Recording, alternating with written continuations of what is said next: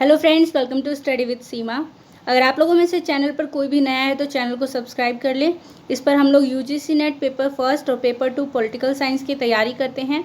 आज हम लोग पॉलिटिकल साइंस में पब्लिक एडमिनिस्ट्रेशन से जुड़े हुए कुछ इंपॉर्टेंट एमसीक्यू को डिस्कस करेंगे।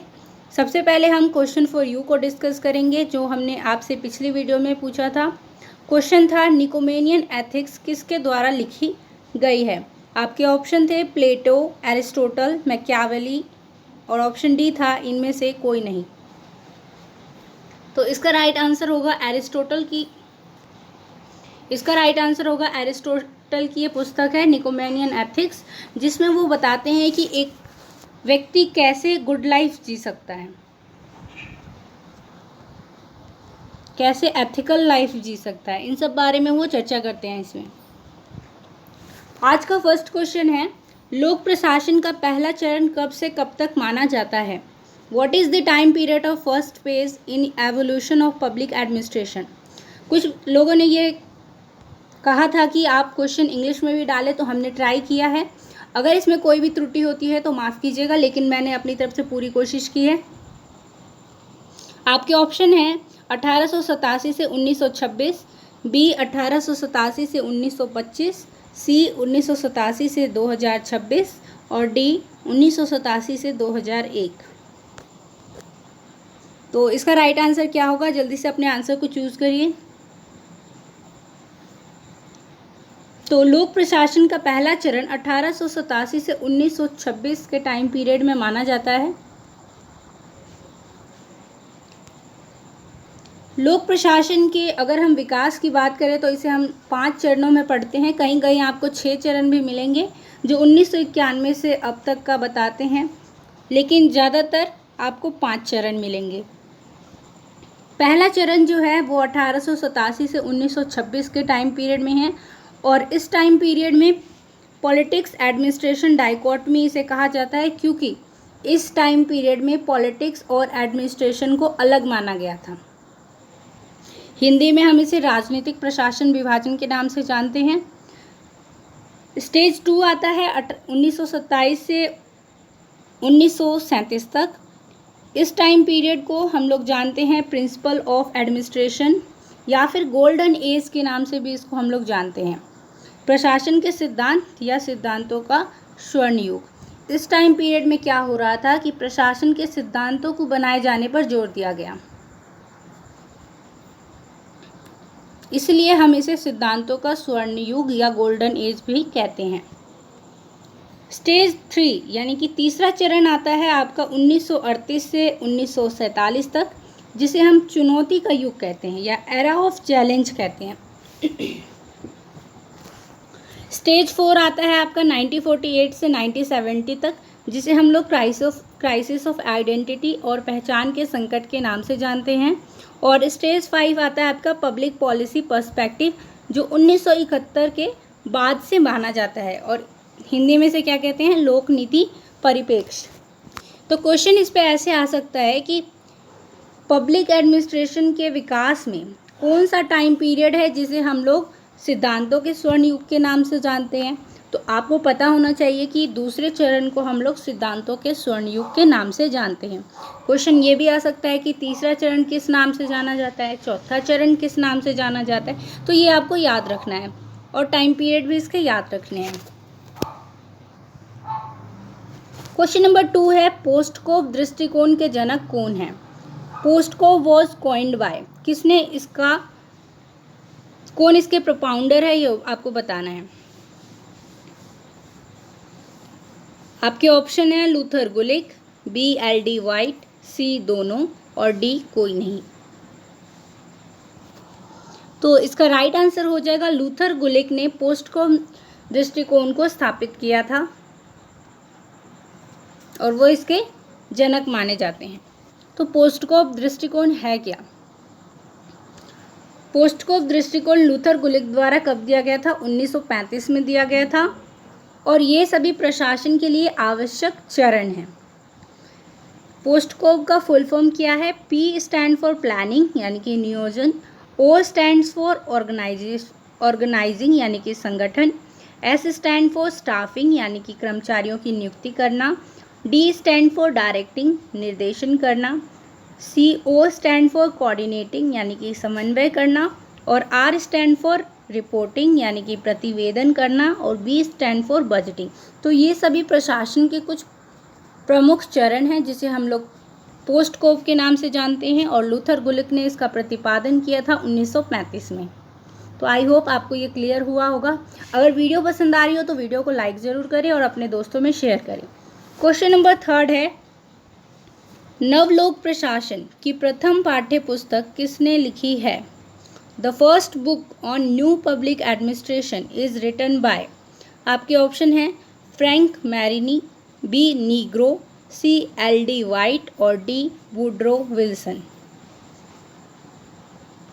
तो जल्दी से अपने आंसर को चूज करें।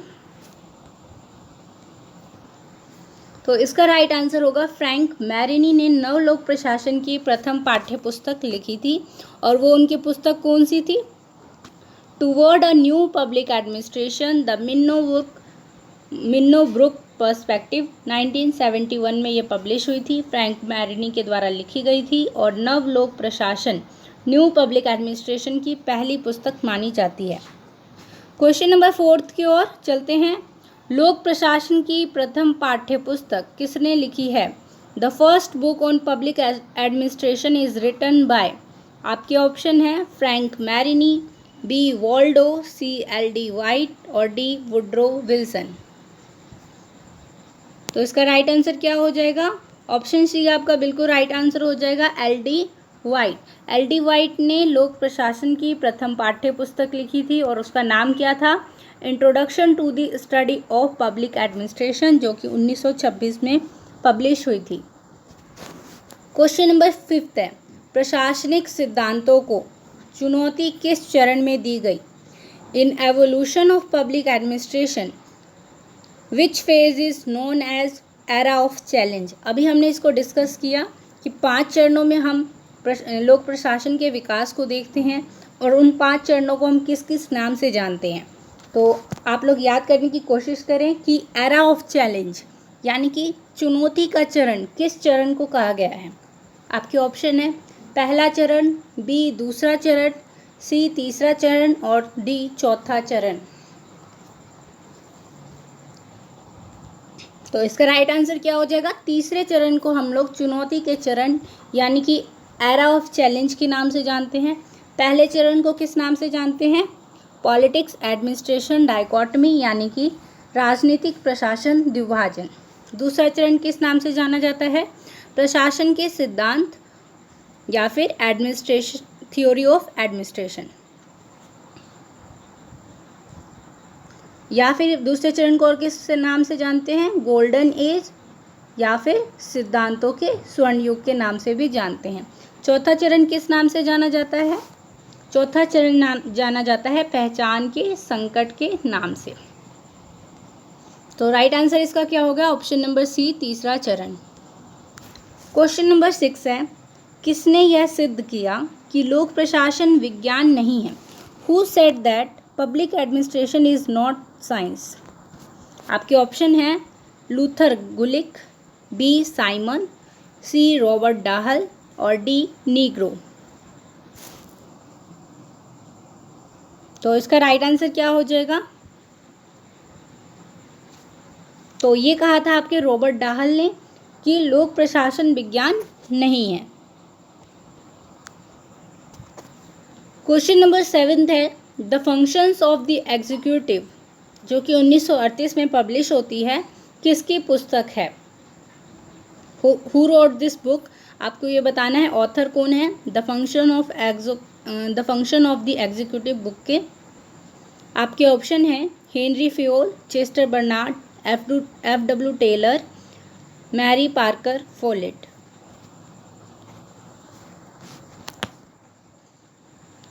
तो इसका राइट आंसर क्या हो जाएगा? चेस्टर बर्नार्ड इसके ऑथर हैं। The function of the executive, जो कि 1938 में पब्लिश होती है। क्वेश्चन नंबर 8 है, द स्टडी ऑफ एडमिनिस्ट्रेशन 1887 में पब्लिश होती है। इस लेख को किसने लिखा था? इस आर्टिकल को द स्टडी ऑफ एडमिनिस्ट्रेशन को किसने लिखा था, आपको ये बताना है। आपके ऑप्शन है L.D. White, B Woodrow Wilson, C Dwight Waldo और डी मैरी पार्कर फॉलेट। तो इसका राइट आंसर हो जाएगा वुड्रो विल्सन का ये लेख है the study of administration 1887। Woodrow Wilson को हम लोग प्रशासन के जनक के नाम से जानते हैं, father of public administration. Article इन्होंने लिखा था द स्टडी ऑफ एडमिनिस्ट्रेशन, जो कि 1887 में पॉलिटिकल साइंस क्वार्टरली में पब्लिश होती है। और इसी लेख के साथ हम लोग प्रशासन की शुरुआत मानते हैं, जिसे हम लोग प्रथम चरण की शुरुआत मान सकते हैं। 1887 से 1926 तक रहता है, तो इसी लेख के द्वारा प्रथम चरण की शुरुआत होती है। क्वेश्चन नंबर 9 है, वुड्रो विल्सन के किस लेख ने उन्हें लोक प्रशासन के जनक का सम्मान दिलाया? Which article by Woodrow Wilson honoured him as the father of public administration? आपके ऑप्शन है introduction to the study of public administration, the study of public administration, papers on the science of administration और D है उपरोक्त में से कोई नहीं।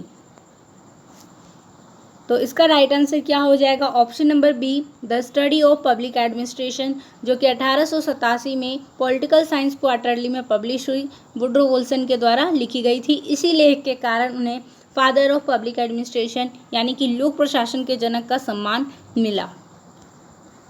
Question number 10 है, लोक प्रशासन का एक स्वतंत्र विषय के रूप में जन्म कब और कहाँ हुआ?